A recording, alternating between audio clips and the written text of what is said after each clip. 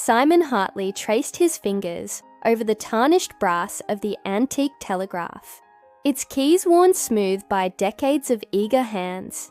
He'd inherited it from his great-aunt Maud, a woman whose house in Hampstead had thrummed with whispered secrets and ink-stained notebooks. As a London tour guide, Simon had grown accustomed to old ghosts, church crypts, fog-choked alleys, and the distant echo of footsteps down cobblestones. But nothing had prepared him for the first click-click of the telegraph at midnight. A single dot-dash message blinked on the aged receiver. "Help me, 1888, Whitechapel." Simon's breath caught. The name rattled across the centuries. A victim, an observer, or perhaps the murderer of the infamous Autumn Woods killings. Shrugs of local legend, long dismissed by Scotland Yard.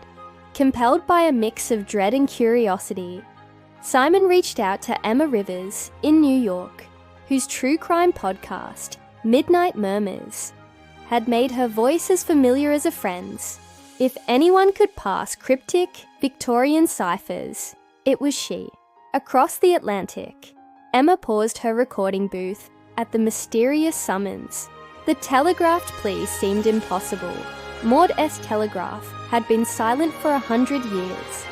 Yet the urgency in Simon S.'s voice convinced her to join forces.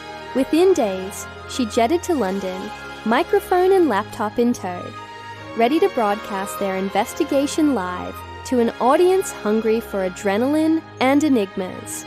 By gaslight in Maud's drawing room, Simon and Emma mapped telegrams to real crime scenes. A butcher's stall on Hanbury Street, a smouldering warehouse by the Thames, a hidden chapel beneath a manor in Surrey. Each message arrived as if Maud herself tapped out the clues. Book titles that concealed cipher keys. Recipes scrawled in ink, their measurements hiding longitude and latitude. Even a battered copy of Poe's Tales that revealed a secret compartment beneath its spine. As they chased leads, an unseen adversary sabotaged their broadcast, cutting streams mid-clue and replacing ciphered text with taunting verses. Emma's calm, on-air demeanour slipped when her digital archives were erased, and Simon S.'s steely composure cracked when the next telegram warned of a modern victim in Brooklyn Bridge Park. Their collaboration deepened into trust and infatuation, each shared glance over yellowed maps sparking a promise unspoken. On a storm-lashed night, they decoded the final message. "Meet me at the old telegraph office, April 20th, 2025, midnight." Arriving in a deserted Mayfair courtyard, they found no ghost of Maud, but a living descendant of the original Autumn Woods killer, an archivist obsessed with completing the dark legacy. A frantic struggle among stacks of aged documents ended with Simon snapping the killer's telegraph key in two, silencing the malevolent line forever. As dawn gilded the rooftops, Simon and Emma stood beneath a banner of pastel clouds and ringing church bells. Their live audience held its breath and then erupted in cheers as the last dispatch aired. Case closed.